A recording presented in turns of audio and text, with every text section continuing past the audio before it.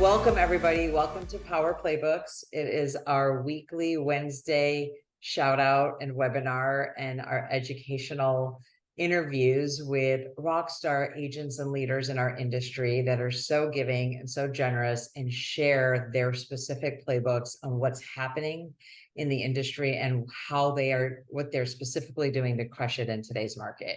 So we can talk high level all day long, but these guys that we have every week share specifics on what they're doing, how they're doing it. You can contact them. They're just open book, and we're so grateful to have them in our world. And this week is no exception. I'm going to turn it over to Vija, who's going to announce our panelists and our topic this week, and we're going to get going. Yeah, thanks for coming, everybody. And as we said, we are here every Wednesday. And now I'm about to say we are not going to be here next Wednesday, though, because it's 4th of July week. And, everybody go hang out, have fun. That's what we're going to do, right, Sarita? That's right. We're going to have the bottom line is we're both going to be working, but we're not going to say that. We're going to act like we're, whatever.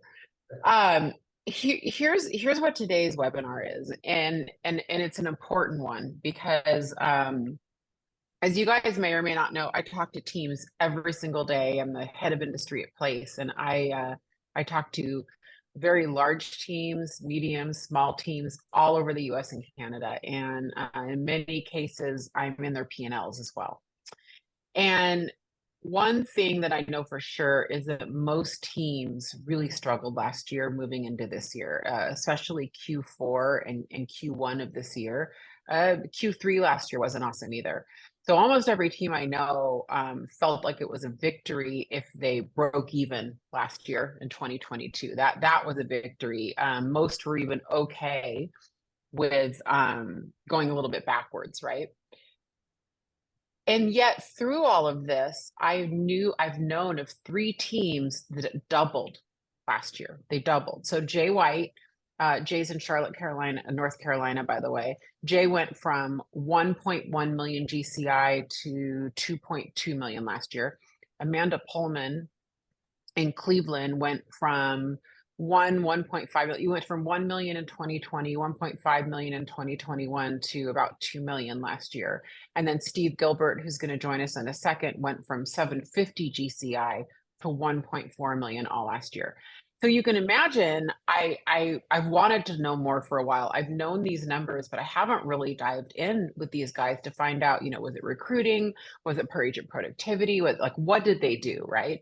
So what we're going to do today is we're going to talk to each one of them, and we're going to drill down on what they did do, when they did it, how they did it, in the hopes that 1 or 2 things are going to catch fire with you and you're going to go do this, right? As a reminder, because I know these guys and I know their stories, a lot of what they did was a precursor into 2022. The reason we're airing this now, and this is being aired in June of 2023, for those of you who are watching this in replay, is that all the work you do now, you'll certainly see results on your P&L this year. You will really see it next year. And so what I want to be encouraging and empowering to all of you listening. Choose 1 or 2 things today. Just make a commitment to yourself. If you're driving, if you're walking, if you're watching us on replay, choose 1 or 2 things from this today and start executing on it. Don't think, just do. Start executing. One thing is going to speak to you. I guarantee you, if you master that, anything that these guys say that speaks to you, you will rock it and it will work. Deal? Is that a deal? If you're in chat right now live with us, I want you to give me your commitment that you're going to do that. This means a lot to me because every single one of these guys doubled, and I think they would all say it wasn't rocket science. I mean, it's simple, not easy, right? So with that said, can I piggyback on that real quick? There are going to be people that are watching this that are single agents or have a small team. They don't intend to have a big team. So they're going to just dismiss some of this and go, oh, well, that's not me, so this doesn't apply. I will tell you, no matter where you are in your journey, single agent, new agent, seasoned agent, wanting to grow, wanting to actually downsize, there are going to be tips that you can apply to your business. And so just look at what are the nuggets that you can apply today. Sarita, I'm so glad you said that. Yes, 100%. all of these webinars, it's interesting because we interview teams that do $1 billion in real estate down to, teams of 2 people. And you can always get a concept or a framework or an idea from any one of those teams. So thank you for saying that. That was really well said. So Jay White Group, right? Charlotte, North Carolina. Thank you for joining us today, my friend. Yeah, absolutely. Thanks for having me. I'd love to just have you spend a few minutes walking everybody through, I'm going to call it your real estate team biography. Okay. As it Because you bumped currently, up against a ceiling. Well, I want you to kind of explain to them, like, you just kept you're at the same level, and yeah, then you for broke about free. Maybe for you can about walk five through or that. 6 years. For about 5 or 6 years, we bounced around between 800,000 and right at 1 million GCI. And about how many agents was that with? Different sizes. So we had tried to grow, and I would come out of personal production to grow, and then the struggle was trying to get them into production while keeping an eye on my personal production, because I couldn't do both at the same time and couldn't afford to do neither at the same time. And that was the constant struggle. So we ended up going, I remember saying, hey, at some point I was like, I don't even want to grow anymore. Like, I don't want to grow. I want to be a small team of ninjas, and everybody does like 20, 25, 30 transactions, and we're going to be great. And like, you know how hard it is to find agents to do 20 or 30 transactions. Imagine trying to find 5 of them, and then that's the only people you had, right? It was a struggle. And so, we were constantly doing right around 100 deals, maybe a little bit more than that, maybe 110 on a great year or whatever. But I was doing 50 to 60 personal transactions, and because of that, couldn't really run the business. So what changed? A mentor of mine, I was having a conversation, and I told him I felt really vulnerable, and the question was like thrown back at me, what makes you feel vulnerable? And I was like, man, with all the technology companies in our market, because at that point, this is 2020 or 2021, Open Door, OfferPad, Zillow, Mark Spain Realty, Knock, all of the tech space type companies were coming in and doing direct offers. And Charlotte is a hotbed for, cash buyers and wholesalers and in general. And so I was like, I see downward pressure on commissions. I see all this other stuff. And I was like, I don't have the economies of scale of a big team, but I certainly have expenses. And if one of our great agents leaves, I'm in trouble. If something happens to me, our business is in trouble.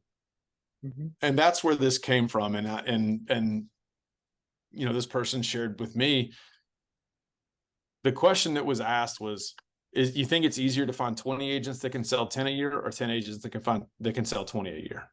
And I mean, that's a no-brainer, right? So real quickly, it was like, all right, if I need to grow, what does this need to look like? If this is what makes our business viable moving forward and even successful moving forward, how do I do this? What does this look like? And what do I, how big can I grow it? What does that look like? How do I get people into production when I'm still in personal production? Those are all the questions.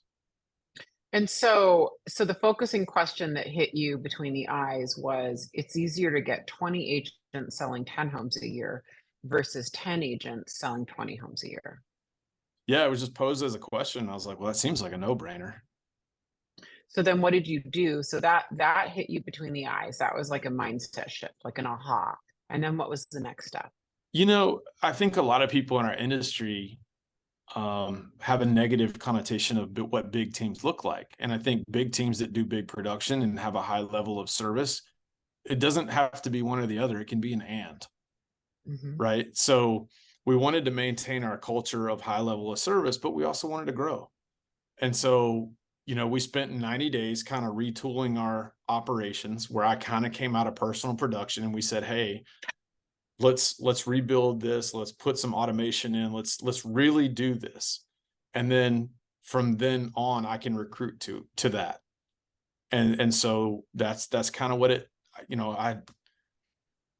I make pretty decent money. And so I could say, hey, look, I'm going to take a step back from personal production, and I'm going to really dive into this probably a runway of 9 months before I'm going to worry about my personal income. Let me really focus on trying to grow this, because So that, do you recommend that 6 to 9 months if team leads are at a point where they want to pull back from their personal production?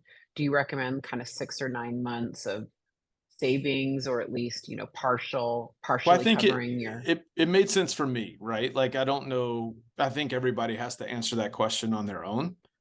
But in my world, it was like, okay, I've got this much money in the bank. I've got this kind of runway.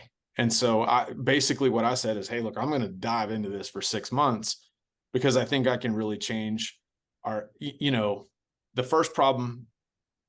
Ben Kenny, one of my mentors, he goes, you don't fix all your problems. You just have new problems. Your first problem is top line revenue. Well, you fix that with agent count.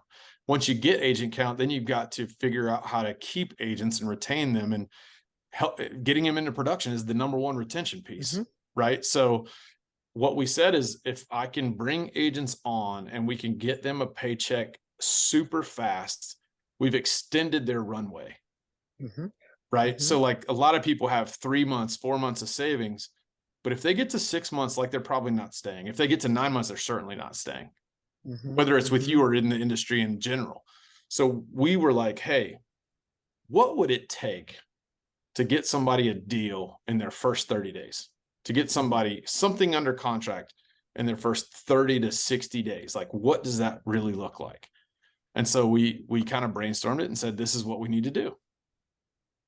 And so let's walk into, so Sarita titled this Extreme Onboarding, which I think is brilliant. Yeah, she totally gets trademark on that. She totally gets a trademark on that. So let's walk through the Jay White Group's Extreme Onboarding, because it's amazing. Yeah, we just, I've done a couple of these, and it comes from Kobe Bryant. It's the Mamba mentality of real estate. Kobe made a video a long time ago, and he basically said, if I do this in a short period of time, like the first part of my career, by the time I get halfway through my career, no one can catch me. And he was talking about doubling down and tripling down on workouts. And so we said, I played college basketball and for a minute, and I played high school sports. And so it resonated with me. And I said, all right, what does it look like for the first week or 2 or 3? How do I get appointments in that first week for agents? How do I get listing appointments? How do I get things under contract? And so we basically come in and we do an orientation on Monday, and they do 1,000 dials on Tuesday, right? So like, this is the hardest thing they're going to do on the second day that they're here. And the reality is, if they can do that, then it's going to make the rest of that week and the rest of that month and the rest of their career look a lot different, right? So on Wednesday, when they come in, they follow up from their 1,000 dial day. They put nurtures into their database and put them on some automation, so they know when they're following up with them based on the conversations. And then they start calling their sphere. So on Wednesday and Thursday, they call their sphere. And basically the script is, we call it our Hello World script. It's cheesy, but it's the press conference that Tiger Woods had when he announced his coming out to the world as a professional golfer, right? It's like, hey, I'm here and this is what I'm doing, and I'd love for you to help me with my career. And so they call their sphere. And then on Friday, they come in and partner up with an experienced agent, and they shadow open houses for the first weekend. And then the second week, when they come in, we take all those days that were verticals and then turn them on their sides and go, okay, so now instead of doing 1,000 dials the first day, circle prospecting, you're going to do an hour. And then you're going to call some of your sphere. And then you're going to do this, right? And then you're going to do this. And it feels more like a normal day for a real estate agent in their second week. And that's the second and third week and fourth week until we get them into a launch program. Yeah. I mean, once you do 1,000 dials, everything else is easier. 30 or 40 dials is easy. I mean, it's nothing. I love this concept of horizontal to vertical, right? You go deep with one topic per day, and then you go the other way, and you're still hitting what might even be your 1,000 dials over the week, but you're doing it 1 hour at a time as opposed to one full day. That makes sense. So, like Vija talked about that at a recent mastermind we were at. She talked about insertion, and it's kind of the same principle. Like, it's immersion, right? Like, it's hey, look, you're going to master this on the first day. You're going to do this on the second day. And then when we do it for because I don't think you can master it in an hour in the first week, so if they only are doing this call an hour a day, they're not really getting the full experience. Yeah, for sure. And for all of our broker owners and broker operators here, team leaders, broker managers, I did a version of this extreme onboarding for our brokerages. So you can reach out to me and I can share it with you. It looks a little different for general brokerage than it does a team, but I just thought I'd add that. So what I'm curious about, Jay, is how do you talk about this during your recruiting? Because I feel like what a lot of people are saying in their heads, some limiting beliefs in their heads are, you could never get agents to do that. What you're describing, you can never get. So what does that look like in the recruiting process? How do you lead into that? So our recruiting process, we have, a one-on-one interview where I'm basically saying, here's our whole program. And if they want to move forward, then the next interview is truly our launch interview, right? So they're actually sitting down with our director of operations who owns our launch and pre-launch programs. And she's actually going through line by line and saying, this is what to expect in your first day. This is what to expect in your first week. And we're really clear, we're not looking for everybody, right? So this isn't something that everybody opts into. Otherwise, we'd have 200 agents by now because we've talked to plenty. Right. But we talked to plenty to get down to our SEAL Team 6. Okay, so let's talk about that before we move on to Amanda. I do want to kind of go through some numbers. So how many, I think your goal was to gross recruit 2 a month. Mm-hmm. How many of those, how many did you gross recruit total from when you started? I don't know. I'm guessing you started this at the end of 2021, or was it January of 2022? Well, so September to the end of 2021, we focused on operations, and then we started really recruiting heavily right at the first of 2022. So basically, you got your operations and your value proposition intact. That was the first step. And then the second step was recruiting. Yeah, I felt like I needed something that I could recruit to. Yeah, I get that. And the second step was recruiting, and that's what started. So that was basically all through 2022. So how many did you gross recruit, and how many did you net, how many stuck around, right? So we started with 5 and we ended with 23. And we had 2 leave. So whatever that math Only works out 2. to. So that tells me, so almost everybody's doing production because you don't really stay if you're not doing production. Fascinating. What are your primary lead sources? So our number 1 is Sphere, relationship-based business. Our number 2 has quickly become prospecting. I don't believe it. So as soon as you start focusing on it, it happens, right? And then open houses is another big one. And we do some Brivity lead generation type stuff with using the CRM to generate, whether it's online leads or social media or whatever. Yeah. Got it. Okay. All right. Well, that's incredible. And any advice for anybody listening who is excited by what they heard? Would you do those steps the same way over again? Would you change anything? What would you do differently, or what advice do you have? So we were talking about this kind of before we came on today. Like, I think it's, I don't remember whether it was you or Sarita, ignorance is bliss, right? Like, this wasn't a master plan. This is just what made sense in the moment for us to move to the next step. And looking back on it, I don't think I would change anything. We're in the middle of a really successful run, and everything seems to be working pretty well. Yeah, for sure. Well, thank you, Jay. Feel free to jump in. Maybe start earlier. Amanda. Start now. Start today. Right. That's time to plan. Feel free to jump in. Yeah. So Amanda, you're up. Welcome, my friend. Hello, everybody. Tell us your brief story, when you got started and kind of where you hit your ceiling, if you will, with your smaller team, and kind of what ahas you got to take it to a growth mode. Share a little bit and give everyone some context. This is Amanda from Cleveland, by the way. Cleveland, yes. So I was licensed in 2005 and was an individual agent until I moved my license to Keller Williams in 2012. The whole purpose behind that was I wanted to learn how to be a listing agent. And then obviously naturally growing a team and adding leverage seemed to be the way to go. And I did that until about 2017, 18, when I realized I was hitting the ceiling. And our ceiling was 30 million, 31 million, 32 million. And we were a team of probably 6 on a good day and 4 on a poor day. So I did a lot of the production. I would say I was always doing, I would have started off probably at about 95% of the production, but I was always doing more than 50 or 60% of the production. And we reached that ceiling where I had to make a decision on, was I going to stay small or was I going to grow?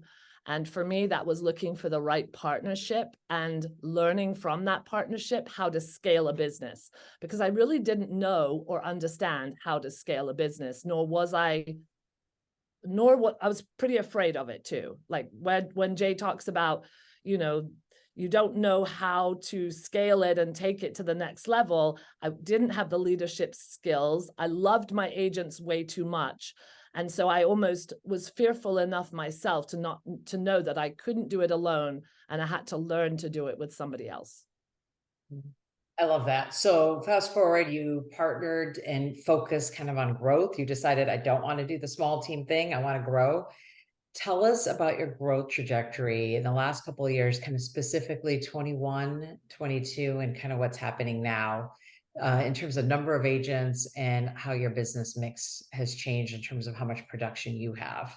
Yeah. So I did find my partner and I started in mid 2020. So right as COVID was. Perfect timing. Yeah. Had Yay. hit. Boom. Yeah. Here we go. And I think by the end of the first year, I had added a few more agents and we had broken that darn 32 million and we'd gone to 38. And then my first full year in the business, we ended up doing 61 million. And then my second full year, we ended up doing almost 80 million. So what we found is we had a really, really powerful value proposition that I was able to get behind.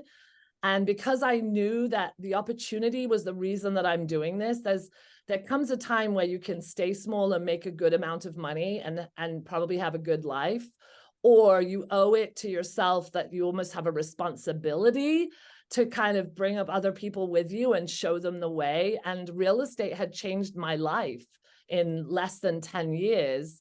And I really wanted to show other people that there was this path to basically a great opportunity to blow things up and have more than one way to make money through real estate. So I fell in love with passive income. I fell in love with a lot of things that real estate opens the door to. And on that journey, I had to become a better leader. So a lot of it has been forced. And that's the part where I really believe it was the environment that pushed me through it. Okay, so I just wanted to kind of double click on what you said.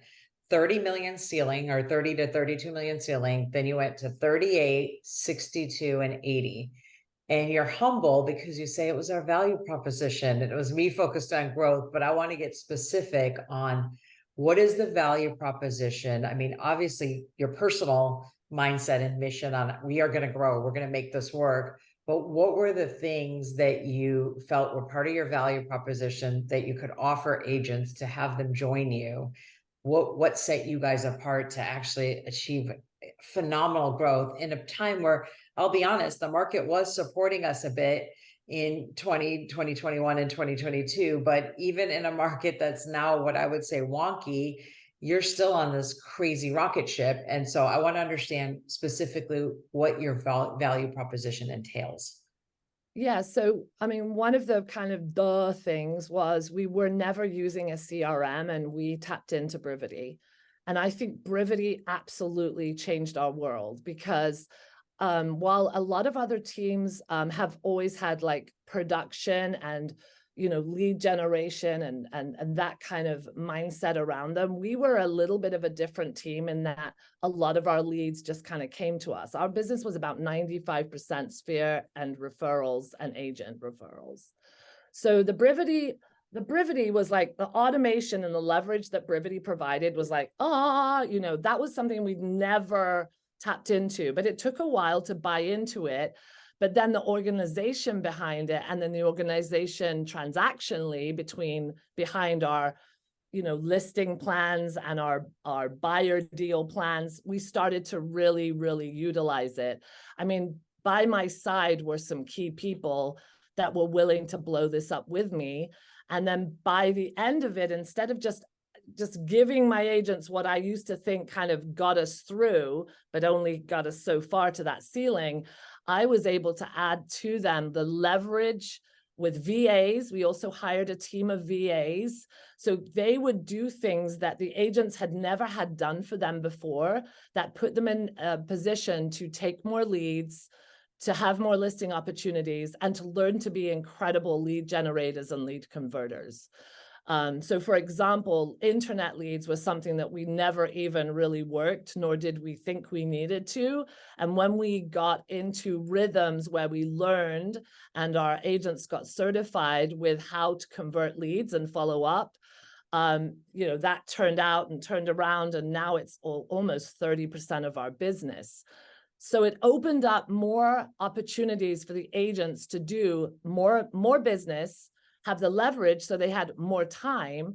And then we also adopted showing assistant models for newer agents that also put them into production so that they could have something, to go on until they got full-fledged as a buyer's agent and then went through listing certification.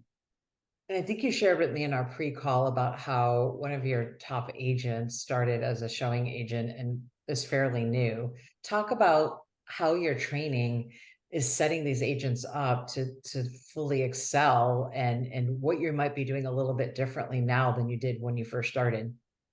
Yeah, well, I failed. I mean, I failed with new agents. My strength is with experienced agents, but sometimes that's a long relationship to the time that they actually say, yes, I'm ready to join your team. It could be 2-3 years. So I was really comfortable with them and really uncomfortable with what Jay was doing with newer agents and getting them into production. So I'll be honest with you, our second year, when we had new agents, I probably lost almost 50% of the newer agents because I didn't have a really great plan to get them into activity. And the unicorn is the one girl from last year. Last year, we lost probably, if we brought in 10 new agents, we only ended up with 5 of them. And to be honest with you, the production wasn't as great. We had a unicorn. That girl last year is now our number 2 agent this year. And we did adopt and plug into the launch program, which is basically, there's a program already done that my agents can then go into and learn all the skills necessary to become a really, really great agent for the ones that aren't experienced. And then just recently, because Mr. Jay White helped me, we're doing the same with our new agents that Jay's doing, which is entirely something I would have poo-pooed 6 months ago and said, oh my gosh, that's not who we are. Our team would never do 1,000 dial a day. And we brought in 6 agents in the last 2-3 months, of which 2 immediately said, nope, thank you, don't want to do that, not for me. So they didn't even, join the team, and the other 4 did. And I mean, it's just real estate, right? If a buyer's going to back out on a transaction, you want it to ideally happen before we sign. Otherwise, right at the beginning, you don't want to go all the way through and have it fail at the end. And so that holding that mirror up to this is what it is, and them saying this isn't for me, that's actually to know that up front. And it's such a different market. If you're not willing to fall in love with the phone and prospecting, I hate to say it, but it's not the same market as when I came in 2005. I could probably build a business from open houses or sign calls, but it's very different today, and it's a tougher market. So we want people that are hungry, humble, and smart, and really gritty. They really want to go out there and they really want to blow up their lives on a team that can really give them the means to do so. So I'm hearing, Hey, Amanda, I had a question for you really quick. Do you start all of your new agents as showing agents? No, not all of them, but it's worked out to be a really good kind of mentorship program. We pair them up with a mentor, And then it naturally becomes that they start to be showing assistants. And then we ask the rest of the team, if you ever need one, you can have a showing assistant. So it wasn't purposefully set up that way, but it's just kind of happened that way. Plus, our team used to be 50-50 buyers and sellers. It always has been. And this year it's 40% sellers, 60% buyers. So we have more buyer opportunities, and we need more people to help us with showings, because this market shows up that you're showing 10 houses to get one accepted. I love that. So I'm hearing systems, technology with your CRM, resources, launch programs, but also this mindset where you were willing to get uncomfortable and do things you've never done before. And tell me how that's affected your personal production. You started this call telling us how you carried the lion's share of the business, you know, being a single agent until 2012, but then still having 50, 60, sometimes 90% of the production. Tell me what's happened in the last year or so with regards to the percentage of business that's yours. Yes, it was never my intention ever to be out, not in the business. So I'm a boots on the ground. I want to work with buyers, work with sellers. But I had last year, my daughter-in-law was diagnosed with stage 3 breast cancer. And that was a huge wake-up call to me that I needed to be around for my grandkids. I have 2 little grandkids. So I immediately stopped doing production. So I actually did 4% of our team's business last year with 12 units, which was a real win, because I'm always celebrating when all my team members sell more homes than me. I want to be last on that list, not top of the list. So I love to see all of them above me. Now, this year, it's a different sort of year. I mean, I think we were well prepared in the environment that I work in and with the brilliant people around me, that we knew, hey, you probably need to do at least 2 units a month just to, you know, mirror what you're expecting the agents to do, because in our world, a productive agent is going to do a minimum of about 2 a month, so 24, 25 a year. So I am, you know, back in production because my daughter-in-law is doing well and healthy, and I'm doing 2 units a month. But I'm not anywhere near the top of my team, and I love it. Well, I you smile. You're glowing as you're sharing. You're very proud of that accomplishment, that you're not carrying the lion's share, which is huge, right? And yes. One of the things, I'm also an agent that does a lot of the production. And I think some of us who are like, I love production, I'm going to work with buyers and sellers till I die. Like, it's my jam. The reality is, even if we have the ceiling to do it and the bandwidth and like the grit, life, like you just mentioned, throws you a curveball sometimes. It could be a negative one, like a health scare, like you mentioned. It could be a positive one, like the opportunity to go on an amazing trip or go take a sabbatical with your husband or whatever. And if you don't have leverage, you're just not set up to take advantage of those opportunities and be able to step out. So even the people who are like, I don't want to grow, think about having an insurance policy of what happens in extreme good or extreme bad situations where you might need to step out. Many of us, it will crater our financials, you know, completely, because if we're not working, we're not making money. And so having a plan on how to grow to cover yourself is really huge. So I really appreciate you saying that. Any last tips or advice you give anyone who is maybe where you were a couple of years ago, either from what you did well or a mistake you may have made? I would say that don't be afraid to grow, and don't limit yourself as the person that you may be today, because around the corner might be someone that you don't recognize in a year. I feel my personal development and growth has come from the environment of people showing and modeling. I've always based my business on trying to model it on somebody that's done something similar, or, you know, found a wonderful source of business and allowed me to copy them. And now I'm finding it's more important than ever to just be in an environment where you're consistently in front of learning, and you're consistently in front of learning to be a better version of you, from being emotionally intelligent to understanding how to treat people better. I feel like it's like real estate happens to be the thing that attaches us all, but really it's a whole big picture of just being a better person that can help people realize their preferred futures. So I'm just enjoying it, and I have broken through a lot of fear. I've had a coach that's told me to say no to things that I would always have said yes to. I've learned to say no a lot better. And I hope that I'm teaching a lot of agents within my organization to know that they can do this too, because it's a bloody great career to have, to be in real estate. And I love that. Even in the climate today, so much opportunity. Bloody great career. Thank you so much, Amanda. Thank you. Let's switch gears to Steve Gilbert. Thank you for being here. Can you see us okay and hear us okay? I can.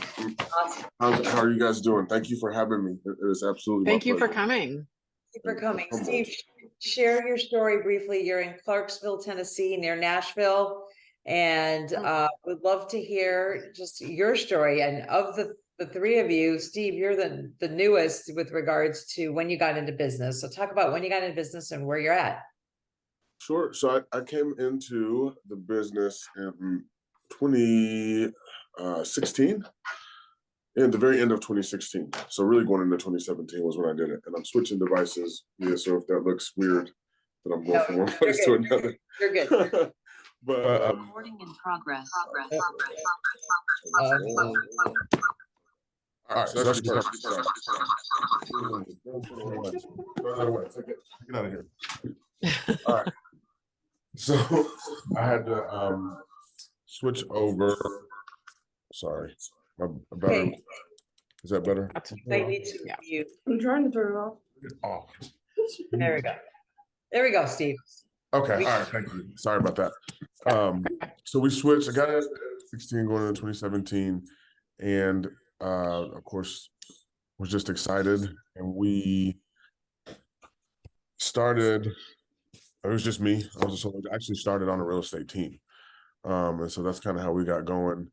And then when I left that team, I decided, everybody decides they want to build a team, right? You're in real estate for a day or two, and the next logical thing is to go be a team leader. So we set out to do just that, and ebbed and flowed for a couple of years, from anywhere between 1 or 2 agents to 4 or 5 agents, back down to 1 or 2, and I never quite broke the ceiling. I had like 10 million in production, then 15 million, then 20 million, but I could never really get outside of that 20 to 30 million range. And then funny thing happened, my wife actually quit her job and became our ops person full time. And one thing they say about a powerful woman, well, we certainly saw it. We doubled. We went from the 20 million to the 45, 46 million range. I love that.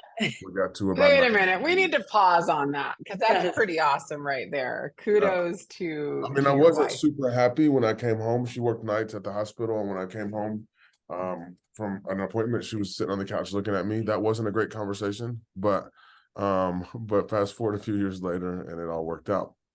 Well, and one of the things you shared with me earlier was you had like 4 agents or so, and you were committed to growth, and you just in 60 days, you just like hit it hard and achieved some amazing results. So talk to me about that sort of like, everyone who knows me knows my husband works for Nike, and it was really a just do it. Just like so cool. Didn't overthink it. You just did it. So share a little bit about that, of like, what was the trigger of like, how did that go? Those 60 days where you're like, I'm going to grow a team. I've got 4. We're kind of stuck. We're stuck. We get into systems. We hit 94 units at the end of 2020. In 2021, we hit them like 94, 95 units. And I was so tired. I'm still probably 50 or 60% of the production right now. But at that time, I was probably 70 or 80% of it. And I was just so tired. I was not even sure if I was still going to stay in real estate. We made good money and it was a good year, but I was not happy. Like, we finished the year and there was no joy. And so we found great partners. We decided it made sense for us to partner with Place, because I just didn't know what to do. First of all, we hit 95 units. I had no idea how we did it, right? I was just like, okay, I was just tired, right? I hadn't been home in a year. So we did that, and we got some good partners, some good mentors, and I realized kind of what Jay was saying was that the only way out of that tired feeling is to have help. And whether that meant hire 10 assistants or whether that meant bring on 10 agents, the only way out of feeling tired was to get some help. And for us, that meant just getting agents. And so there was a couple of agents on our team at the time who have since gone on to start their own teams, but they were very, very excited about what we were doing. And we were very, very excited about what we were doing. And we just, like Miss Sarita said, we just did it. And we just went and told everybody our story. And they went and told everybody our story. And we plussed up in 60 to 90 days. And of course, with a lot of enthusiasm, I was just very, very excited, as I still am, about what we had to offer and about what the market was doing. And we just told everybody. And so we got as high as about 19 agents. You know how that goes. 2 or 3 show up and they're like, well, this isn't for me, and they roll. But our highest number was 19. And we leveled out by the end of the year with 12. And so we never had that many agents. And we ended up going the previous year where our total team GCI was 750,000. We ended 22 with at 1.4 million in GCI. And Incredible. it was about 170 units, I think, which is I the think most real estate I've my ever observation there is it takes a fearlessness, right? Like all 3 of you shared that you kind of hit a ceiling and you weren't even necessarily sure if you were going to stay in real estate. Like you kind of like no joy, and this fearlessness that you all 3 are sharing, and Steve, definitely hearing it from your story of like you just, something had to give, right? So maybe just kind of to wrap up here, the last kind of where I would go with this is, what advice do you have for someone who's got a small team, knows they need to grow, don't know where to get started, as well as what to offer the agents that they're talking to? What was your value proposition as you were recruiting these agents? Sarita, I'll try not to be long-winded because, agents like to talk. But I'll try to answer that question in 2 parts. The value proposition, at the beginning, it was just enthusiasm, and we'll come back to that. And one of the things that, even though you guys have asked me to be a panelist here today, full disclosure, we all go through discouragement sometimes, right? And we all have to learn. And I've learned just as much sitting here listening to Jay and Amanda that's going to reignite something in me tomorrow that I really needed. So I'm really, truly grateful to be here. But yeah, so it was the enthusiasm. And then I was just, part of my value proposition was the fact that I was available 24/7. Well, that was a mistake, Sarita, because you can't be available 24/7.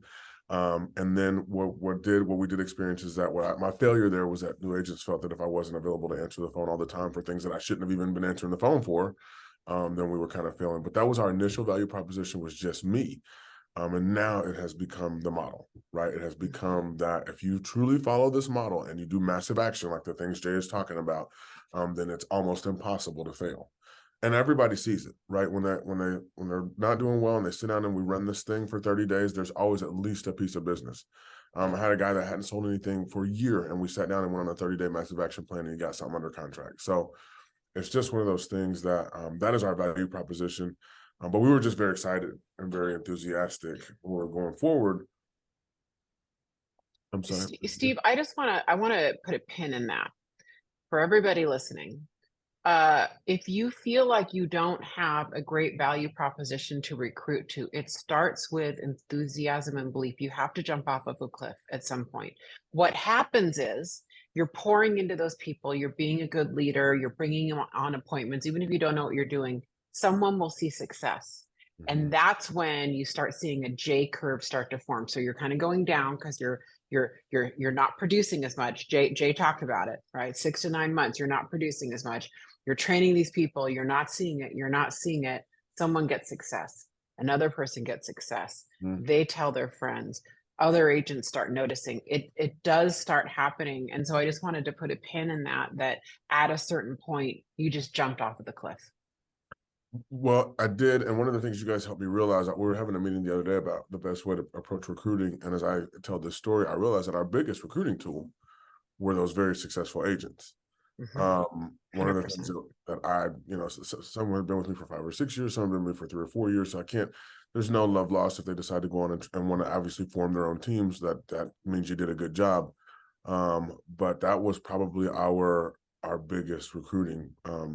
I mean, it wasn't just me telling the story, they were telling it. So if you can get one person to make them real successful, then that in itself, does the trick. And Ms. Sarita was asking, what lesson did I learn? It's like when I pulled back to do what Jay was talking about, which is the take 90 days, get our ops tight, make sure that we had a good foundation to bring new agents on, or experienced agents, or whatever it may be, to take myself being out of being the full picture of the value proposition. I kind of got stuck in that analysis by paralysis stage. And one of the things that I was telling Mr. Sarita yesterday was that the key is to take that attention to detail that Jay talks about, but keep that enthusiasm. And if you don't have it, fake it till you make it, because if you're on this call, you're probably very successful, or going to be wildly successful in the near future. So, people are going to follow that success. So do take the time, like Jay said, to get your stuff, get it tight. Have to try not to use expletives because there's a lot of ex-military guys in my office, but you want to make sure you get your stuff tight. And then from there, once you get, as quick as you can, get that foundation going, and then go out there with as much enthusiasm as you can and serve your clients and build a huge business but you can't do it alone. You just can't. You gotta have people. You have to. Otherwise, you're gonna get tired. When you're tired, you're done. Nailed it. I think that might be the perfect end note. I mean, like that balance between focusing on making it perfect and just doing it with enthusiasm and conviction. That's the balance that we all kind of struggle with. And you can take forever to make it perfect, but not do anything, or you can just sort of do it and not even know what you're doing. And just having that blend and having people around that you can crib off of and ask for support and help. I mean, it's all about the people. So thank you so much, Steve. That was wonderful. Wonderful. Yeah, thanks everybody. Thanks for joining us. Gosh, Jay White, Charlotte, Amanda Pohlman, Cleveland, Steve Gilbert, Clarksville, Nashville. Thank you guys. I hope you guys watching and listening got a lot out of this, because I sure did today. We will not see you next week on July 5th, but we will see you July 12th. See you then. Bye everybody. See you guys. Thank you.